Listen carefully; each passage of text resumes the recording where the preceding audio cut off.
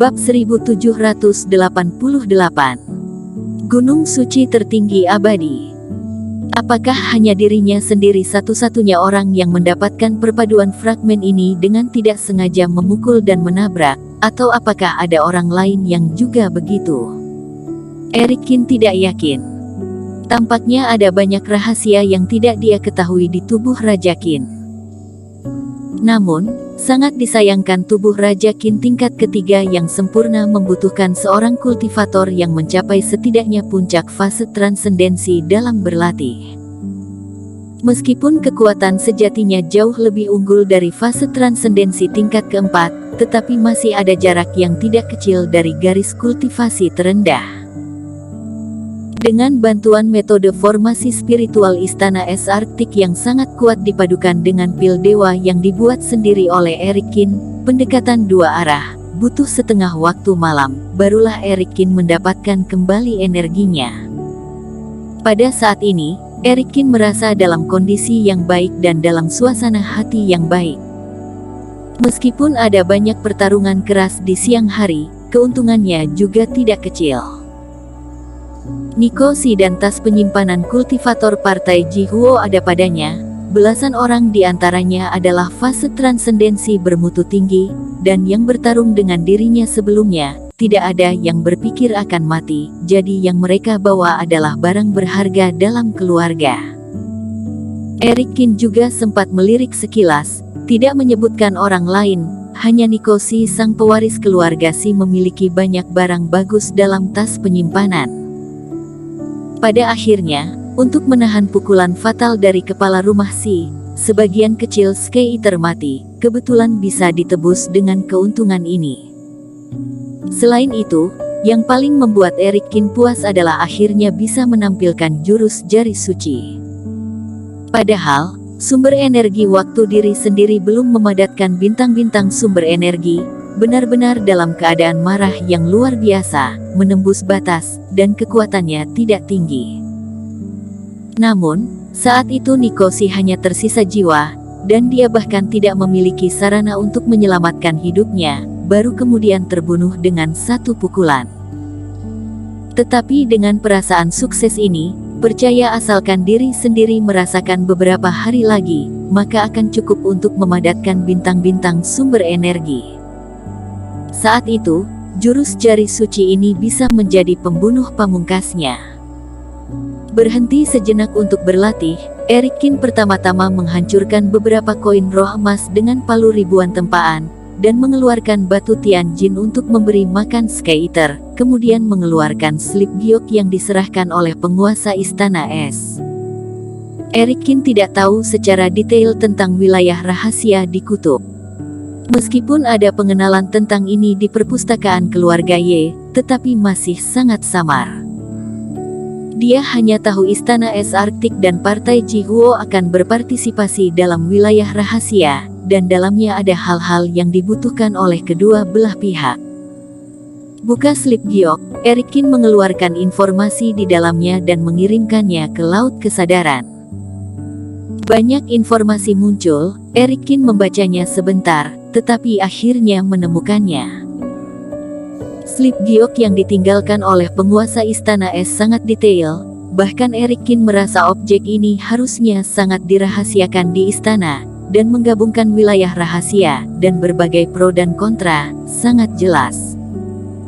Keluhan antara Istana Es Arktik dan Partai Jihuo, dan hubungan dengan keluarga Si, dapat ditemukan di slip giok. Pada zaman kuno, baik Istana Es Arktik maupun Partai Jihuo tidak ada, tetapi di tanah ini, ada kekuatan yang disebut Gunung Suci Tertinggi Abadi. Para kultivator di sana dengan panik mencari semua hal yang hakiki pada waktunya. Langit dan bumi ekstrim, seperti api suci, es ekstrim, energi yang, energi yin, adalah objek penelitian dan pelatihan di Gunung Suci Tertinggi Abadi ini. Termasuk api suci milik Qin Cheng saat ini, semuanya juga ada di Gunung Suci Tertinggi Abadi ini. Para kultivator di sana percaya, untuk menembus belenggu manusia dan mencapai tingkat yang lebih tinggi, perlu mencapai batas segala sesuatu di dunia. Memiliki kemelekatan jiwa yang paling ekstrim, tubuh yang paling ekstrim, menggunakan ilmu sihir yang paling ekstrim dan sebagainya. Meskipun tidak banyak orang di sekte seperti itu, masing-masing adalah orang gila yang bersemangat tentang kultivator ekstrim, jadi juga berdiri tegak di zaman kuno. Namun, dengan berakhirnya zaman kuno, gunung suci tertinggi abadi, seperti banyak yang paling kuat di zaman kuno, menghilang di antara langit dan bumi. Kemudian, beberapa generasi kemudian menemukan berbagai buku kuno yang ditinggalkan oleh gunung suci tertinggi abadi, sangat mencengangkan. Di antaranya, nenek moyang generasi pertama Istana Es Arktik mendapat warisan teknik dari gunung suci tertinggi abadi untuk membuat fondasi di sini. Tak lama kemudian, nenek moyang partai Jihuo melakukan hal yang sama, berdasarkan pengalaman api suci yang ditinggalkan gunung suci tertinggi abadi, mereka pun meniti karir. Walaupun kemudian beberapa sekte atau keluarga yang memperoleh beberapa klasik gunung suci tertinggi abadi bangkit, tetapi mungkin karena teknik yang tidak sempurna, atau karena api suci sendiri tidak begitu kuat, makanya tidak terbentuk energi yang besar. Terlepas dari apakah itu Istana Es Arktik atau Partai Jihuo, tidak ada yang menyerah pada upaya untuk menemukan lebih banyak warisan atau sumber daya di gunung suci tertinggi abadi.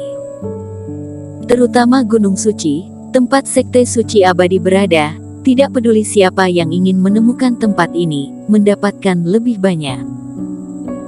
Namun, misteri hilangnya peri abadi dan iblis kuno belum terpecahkan sejauh ini, meskipun dua sekte besar telah mencoba yang terbaik untuk menemukannya, tetapi masih tidak lengkap dan sulit untuk membentuk iklim. Akhirnya, di bawah upaya bersama dari dua master sekte pada saat itu, saling berbagi informasi satu sama lain, bahkan memimpin dalam menghubungi semua sekte keluarga yang terkait dengan gunung suci tertinggi abadi, akhirnya berhasil mengumpulkan petunjuk lengkap. Setelah ribuan tahun usaha dan kerja keras, semua orang akhirnya menemukan lokasi gunung suci tertinggi abadi. Satu sisi berbahaya dan ganas, bobrok, penuh dengan krisis dan peluang, yaitu wilayah rahasia tanah ekstrim. Di sanalah setiap orang menemukan sumber paling kuat dari sekte suci abadi, batu ekstrim. Ketika Erikin melihat ini, dia juga menunjukkan pemikiran yang mendalam. Slip Giok mengatakan, batu ekstrim ini dapat memadatkan ekstrim langit dan bumi, menarik munculnya aura ekstrim. Ini juga alasan mengapa Istana Es Arktik dan Partai Jihuo berkembang pesat. Ketika sekte menekan batu ekstrim, di dalam sekte, dengan formasi yang sesuai, maka akan menghasilkan energi ekstrim. Misalnya, Istana Es Arktik dengan energi dingin yang kuat. Finola Su di sini berlatih tubuh jiwa es, itu 10 kali lebih kuat dan 100 kali lebih kuat dari dunia luar.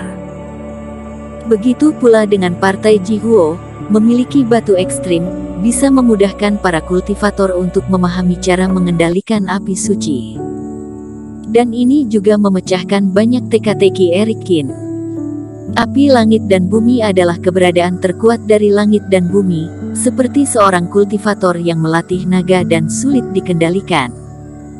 Tapi para kultivator Partai Jihuo yang dirinya temui bisa menguasai api suci, membuat api suci seperti api spiritual. Tidak heran aku telah mempelajari tubuh Balrog, baru bisa menguasai api suci, dan orang-orang ini memiliki keunggulan alami di lingkungan yang memiliki batu ekstrim. Dan keluarga sekte seperti Istana Es Arktik dan Partai Jihuo berkelana ke wilayah rahasia tanah ekstrim demi batu ekstrim. Erikin berpikir, untuk keluarga sekte ini yang diwarisi dari sekte suci abadi, batu ekstrim adalah penyelamat mereka.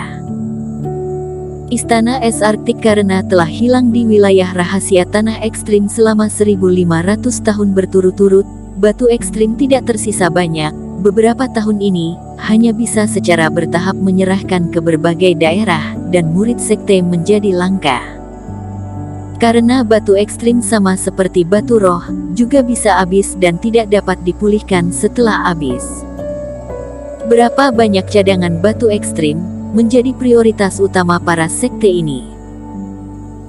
Tidak heran Penatua Si sebelumnya menggunakan keluarga Si untuk mengancam, karena keluarga Si juga mempraktikkan teknik sekte suci abadi, tetapi selama bertahun-tahun, putra sulung mereka memiliki bakat untuk mengendalikan api dan telah berteman dengan partai Jihuo. Akhir-akhir ini membantu Istana Es Arktik, tetapi tidak bekerja keras.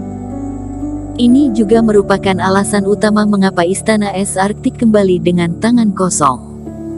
Bersambung.